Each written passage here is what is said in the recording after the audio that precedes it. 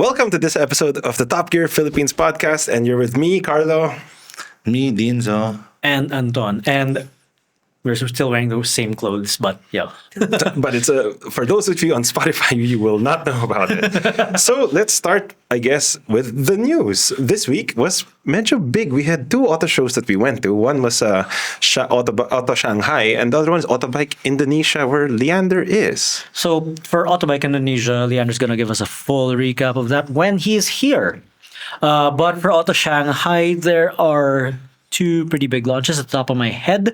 That would be world premiere of the all-new Lexus ES and the Jetour T2, the stretched version. You know, the Lexus ES this got a lot of engagement. People either liked it or hated it. Some people really, really don't like the way it looks. Opinions, guys. No, because like for me, I found it okay. I found it when I saw it. I actually liked the way it looks. It was sleek, medyo modern. Reminds me of the Mazda EV by Chang'an a little bit. Sleek lines. How about you, Dinzo? I like it, especially the back. But for something this polarizing, I'll wait until You see it see in it in the person. metal. Yeah. My opinion might change. Maybe there was the initial shock of it because we've always known the ES as, it's subtle, it's elegant, it's not polarizing. The ES was never a polarizing look. It was never polarized. Yeah, so when you see one, it's an executive sedan, which is what ES stands for. And then suddenly it looks so angry and aggressive and everything in between. And then when you go inside, huge screens. Yeah. And they say there's still physical buttons. Which I believe them. I think Lexus has been quite good with physical buttons. Although, to be fair, the LM does not have a blower button anymore. You have to use the touchscreen. Oh, no. But it has the temperature dials. But only the dials. Oh. And it's not a touchscreen button. You have to drag a slider. Oh, no. So it was a bit difficult, at least. But it was not unusable. Just wish There's they give us definitely a buttons. curve into, liking, quote unquote, liking the new ES. And also it's available with either pure EV or hybrid. Yeah, which makes sense. Yeah. Which makes sense for a next-gen Lexus model. Is there any indication where it's going to come into the Philippines? None. Although, according to Lexus, they did say that the ES is it's going to be part of their, I wouldn't call it rebranding. What would you call it? Not a reboot or not a rebrand. They're not pulling a Jaguar. I mean, nobody knows what that means. What it really meant. When pull a Jaguar. See. But they're not rebranding, but they are going to come up with a new slogan or direction or something like that at the Japan Mobility Show. That's this November. Should October. be interesting. October. Yeah. So it should be interesting. No more experience amazing, and I don't know. Probably. They change. Brands don't change their slogans for a long time. Yeah. Yeah. So Lexus was Pursuit of Perfection, became Relentless Pursuit of Perfection, and then now naging Experience Amazing. And now maybe with this new ES is going to represent something else. So Yeah. moving on from the ES, the Jetour T2 long wheelbase. So They sell the T2 here already. So yeah, what long wheelbase gives you what? 2 extra seats at the back. Okay. It's a 7-seat tonight. It should be good Yeah. for sales. I mean, it's something that would draw your eye, diba? Yeah. Yeah. So I guess we'll see more of it here because Jetour did fly Billy there to check it out. So Yeah. And I think also no with the 7-seat T2, I think if it does prove to be more popular here, they're just gonna axe the 5-seater. it makes sense to ask the 5-seater for the 7 because Filipinos, we like our 7 seats. Yeah, even if most of us never use it. Yeah. I mean, my father-in-law, they just removed the back seats, just make the extra cargo room. But yeah, so the T2 has been doing well in the province, and actually, you see a lot of them when you go Pampanga, Bulacan. Ganun. Oh. Yeah. There's quite a lot now. Like you'll see a lot of them. So a 7-seater version of that would actually do quite well. Yeah. So that's 2 big Auto Shanghai items covered. What else do we have, Carlo? Well, we have Autobike Indonesia. That's new for us. It's a electric bike show, not really motorcycle show, more e-bikes and electric motorcycles. And Leander's there now covering it because it seemed something interesting for us to cover. And so far, it hasn't it has been quite interesting. If you've been watching the reels that Leander's been sending out from Autobike Indonesia, there was one conversion kit that converts your regular gas scooter like into an electric scooter by using a hub motor. So they rip out the whole engine and everything of the bike and then just stick a hub motor in the back and fit it with batteries. And then they had like a feature that they tried to flood it. They put it in an aquarium Yeah. and kept it running. Yeah. And it survived. So the interesting show. Like bunch of It's something interesting stuff. different. Something different. Yeah. So yeah. There's also You some wouldn't call it clones. what? There's some clones. There's a BMW clone that he found. He's like, this Chinese bike looks like very familiar. It was literally a Chinese version of the BMW CE04, the big Okay. electric scooter. So Beijing Motorworks then. yeah, I don't even know if it's Beijing, but That's the first B I could think of. yeah, but it should be interesting. So Leander will be here to talk more about his experience next week. When he gets back, yes. Yeah, the D-Max EV was announced. That's pretty big. Yeah. So they released they unveiled the concept last year, BIMS 2024. Then they didn't show it in BIMS 2025, although the version that's currently like out and about on the internet and story on our site, that is the production model. So it loses some of the concept car jewelry, but when you're buying a D-Max, you don't really buy one because it looks like a concept car anyway. You just want it to be simple and rugged and, whatnot. So the only markers there is that it's got a blue grille and an EV badge. That's it. That's all you're going to get out of it. Even the interior is exactly the same. It's not as crazy as like the F-150 Lightning. Yeah, that and one. maybe because of that simplicity, I kind of like it. Although I am a little bit worried about the range. What is the range? 325 kilometers for something that's supposed to be a hauler. That's quite low. What's the weight? Did they give a weight? Payload capacity is 1 ton. So imagine when you're The weight of the car. curb weight, Curb weight. it's about 2.5 tons. 325 kilometers, if we're going to be very honest about it, is more than But enough. that's a claim. So It's going to be different in the real world. it depends on the price. Because if the price is cheap, 200-kilometer range is not terrible. You'll be able to use it 95% of the time if you charge at home. Diba? And how much of a battery hit does the load take? A lot. That's the problem. A lot. A lot. Yeah. Teslas have a hard time. The F-150 Lightning, The F-150 Lightning, the range That's a- plummets. like Isuzu points out that it can carry a ton of payload and tow 3,500 kilograms. But 3,500 kilograms, how far? Yeah. It's not that I have any here to doubts there. about this. Like I don't have doubts about its performance, but as a utility vehicle, I'm a bit 50-50 about it. We'll be in Tokyo this year for Japan Mobility Show with Isuzu, so hopefully they have We have an answer to that, yeah. so hopefully we can try it out there. Yeah. So Yeah. stay tuned. Speaking of Japanese cars, we do have a feature by Charles about the Nismo Z. Yeah. He wrote, So, he said it's not for everyone. Charles, pumunta ka dito, defend yourself. He didn't call it a sports car either. what's the problem? We're back at this. Oh no. No, because it's at least interesting. Because my first experience with the Nismo Zs was a 370Z Nismo, and I did not have that much fun. I think I sent that article to Dinzo, and I think someone from Nissan called you, Dinzo, about it. Didn't call them, man. Message lang. No, I found it a bit too overtuned. Too hardcore. Yeah, it's for a track. So it's a sports car. Joke! Let's not be going to that anymore.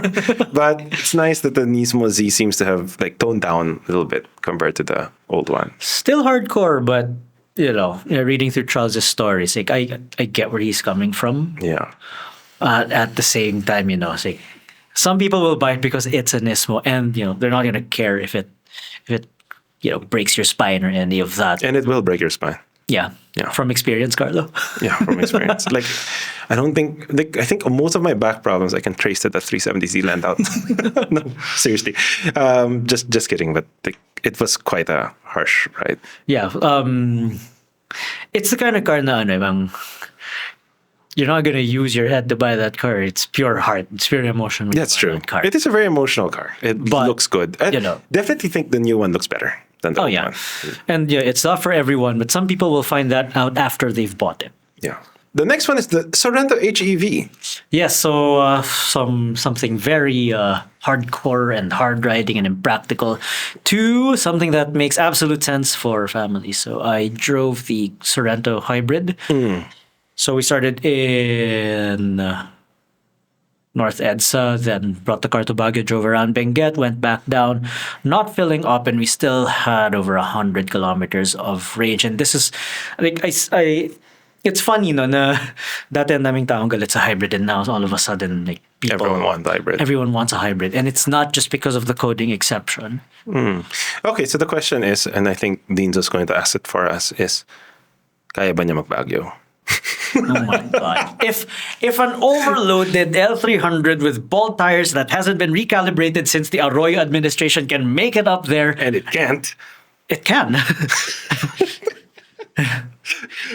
Literally anything can get up there. So yeah, the Sorento hybrid can do it.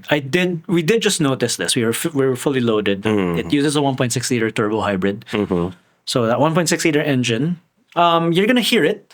But it's not that it's struggling. It's just, it's a small engine. But it doesn't struggle per se. You're just going to hear it. Rides well. More comfortable at the back than at the front. Weirdly, one of the few cars that are like that. Like, you feel more of the bumps at the front than at the back. Spacious enough. Yeah. Something similar is like a Montero Sport. Na mas firm yung Comfy ano. Yeah. in front. Yeah, that's true. Then, Ikaw, Deans, have you driven a Kia hybrid? I can't say that I have. Yeah, no. Hybrid, no. oh yeah. Well, quick sum up of it. Where does it lie in the hierarchy of hybrids? Like, is it one of the better ones? Is it one of the normal ones? It should be pretty good because it's based on the Hyundai Kia systems. It is, and okay, what I liked about it, of course, was the performance, the efficiency, all the usual stuff when it comes to crossovers in that segment. Pero, prices start at under 2.2 million, and the top of the line version, which we drove, was 2.888 million. Okay. Now, some people have been calling it expensive, but I think if you're going to compare it against similarly sized crossovers, so Ford Explorer, Hyundai Santa Fe hybrid. Wait, how is it expensive? 2.2 million? That's a RAV4. Exactly. But this is bigger. Yes. Oh, ang mahal din 2.8. The all-wheel drive version, But the RAV4 is not all-wheel drive also. which is 2.7 million already. No, wait, they reduced the prices. the nga pala. price. Yeah. The CRV is 2.6 million. Okay. So, And it's two-wheel drive and two-row only. So that's a pretty good deal. it's a pretty good deal. Like when it launched, I know we were talking about it was going to be a good deal, but Yeah. this one's and then when you compare it to its similarly sized competitor, so Ford Explorer, Hyundai Santa Fe HEV, Mazda CX-90. I will admit the CX-90 is sort of in a class of its own, which kind of makes it worth the price. But if you're going to compare it against the Explorer and the Santa Fe, parang medyo mapapaisip ka. well, the Santa Fe especially because Santa Fe is literally a Sorento. Exactly. Santa Fe HEV is 3.33 million. So I mean, may civil war going Yeah. on there for sure. yeah. But yeah, I liked it. What I didn't like was all hybrids have regen braking, right? The thing is about Hyundai and Kia regen braking. Oh. Once the battery's full, it stops regen braking. So you just downhill. That's weird. So I did like it about that one. That's weird. Yeah. So you're just engine So braking. it's like, yeah, I'm engine braking. And suddenly, what is happening? So yeah, I did like that part. Speaking of engine braking, just a quick aside, the Lexus LM that me and Dinzo drove has the best regen calibration we've ever tried. And it doesn't let go when going downhill. No, you don't even know you have regen. It feels like a brake. It feels like one movement. Wow, okay. It's so relaxing to drive, actually. Yeah. And It's quite good. It's quite good. But anyway, that's just a quick aside. So questions are, what are we driving this week? Okay, I have a lot of people have been curious about this BYD Seal 5. Had it for about 2 days now, and I've already driven 100 kilometers with it in 2 days. So Where are you far, going, Anton? airport runs, and I went to a shoot a while ago, and I'm here. Yeah. So, abot talaga ng 100 kilometro. My average consumption has been math time. 5.8 liters per 100. So about 20 plus. no, I don't know, a little bit short of 20. yeah. So okay, It's not bad. Dinzo's gonna use a calculator. This is why we're journalists. we're not engineers or math majors. 17. 17 kilometers per liter, and I'm pretty not good. even trying. Yeah. Not even trying to hypermodel the thing. And how fast is it? Got about 170 horse. Goes about the same as a previous gen Civic RS Turbo. Okay, not bad. Good torque. It's Good torque. yeah. But It has charge. if it has charge, yes. Yeah. But it's so tepid on charge. I got it at 80% charge. I've driven that far already. But because it still acts like a hybrid, So it regens the whole it time. regens the whole time, and the engine feeds charge to it. Still at 70%. And sometimes it goes up. So interesting powertrain. Like, okay, that's where the money went. Yeah. But at the same time, I also understand why people are gonna say, no, why buy a Honda Civic instead of why buy the Civic if you could get the Seal 5? Because the car, the money went to the powertrain. But you'll understand why the Civic is, why it's nearly 2 million, whereas this one, the version I have, is under 1.2 million. Suspension's a lot softer. It's not exactly sporty. Refinement isn't there yet. Cabin materials They're okay. are okay. They're okay. Steering. Overboosted, and it's a bit like you keep mentioning this. If you always bring up the Lexus UX 300e when it comes to torque steer and wheel spin, the Seal 5 does exactly that. Yeah. So there's that, but because it's positioned in a market segment where subcompacts are, It just they wins. won't care how it drives. They'll just care that it's matipid and comfortable. It has just- a lot of gadgets. It just wins. Yeah. By default. It's a bigger car. It's got arguably better looks, and it's got hybrid tech, more or less DMI, diba? Yeah. So, saan ka pa? The original name of that was Destroyer, but I think it just annihilates everyone in the price segment. But, only a big test will really determine that. But even then, I think medyo magugulpe the other It's similar basically price BYD sedans. doing to each segment what the Sea Lion did to its segment. Yeah. Yeah, that's true. Ikaw, Deans, have you tried the BYD na? I like the Seal 5. Aaron and I went to the drive. And my article was, it's a warning to the Japanese car makers. I mean, yes, BYD share is still small at this point, but if they keep doing this, putting a lot of features and giving the audiences what they want, I think, I don't know, maybe it's a warning. Na Yeah. It's in the back view, in the rear view mirror of traditional car makers, it's a spec. But it's coming fast. It can get bigger. So it's also a reminder to Japanese to level up to their features. Ganun. Yeah. Kasi like the Honda Civic has Honda Sensing, ADAS, good ADAS. Doesn't have automatic wipers. So the Seal 5 Premium's got automatic wipers. Does it? Does It it? hasn't been raining. It's true. But, okay. Nice features, etc. No ADAS though on this one. Oh, ADAS is kind of becoming a thing. But not, even in that price point, Well, I don't know. At the price of 10.6, apparently it's not a thing. 10, No. it's sub 1.2M. 10.6. Oh, Sorry. The M3 has no ADAS. yeah, the feature is galingan mo mag-drive. That's true. That's true. But the nice thing about the Seal 5 Premium and the nice thing that BYD is doing is that it's just making the options at the market, at each segment in the market, just better. Diba? Like, before at 1M, currently the options, what? Vios, City, Mirage, City, Almera. City high-end, maybe. But now that the BYD 5 is here, the Seal 5 is here, it's suddenly, hello. Yeah. I'm a DMI, I've got power, I've got like features. It's power. hard. And the brakes are not bad, huh? Yeah, In our convoy, Yeah. during the drive, that's the brakes are not bad. Yeah. So excited to read your full review and excited to watch your video review if you're going to make one. We also do have the EV9 with Nikki. That's their full electric large SUV. Yeah, if we can drag Nikki from Laguna to here. We'll drag him. We'll just do a. We'll drag him one of these days here to Makati. Yeah, you know. that will be like a very long podcast episode. But it's always nice because I think he would enjoy the EV9. It's his first non-Chinese car in a while. So should be interesting because he's had a lot of experience with Chinese cars recently. So we want to see how it compares to a Kia EV9, which is quite a good value large SUV EV, diba? Yeah. So I like the look. it's very nice. It's very nice. And we also have the MU-X. It's with Leander and Charles The this new week. look MU-X, yeah. Yeah, it's quite nice. I was there in the launch. It's a MU-X. It's an MU-X. It does look nicer than. For me, it looks a lot better than the old one. It looks more modern than the old one. Interesting sabay yung facelift nila, no? Ng MU-X and the BT50. Yeah, you just wait. The timing is interesting. Yeah, but yeah. So it's interesting cars we have this week. I just returned the M3. Sadly, it was fun, and we just finished our review of the LM. So Yeah. fun also. But yeah, anything else we have for the guys at home?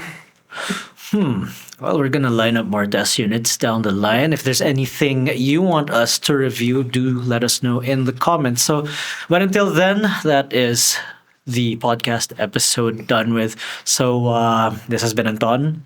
This has been Dinzo. And Carlo, and thank you for joining us in the Top Gear Philippines Magazine podcast. See you or hear you in the Thanks, next one. guys. Thanks, guys.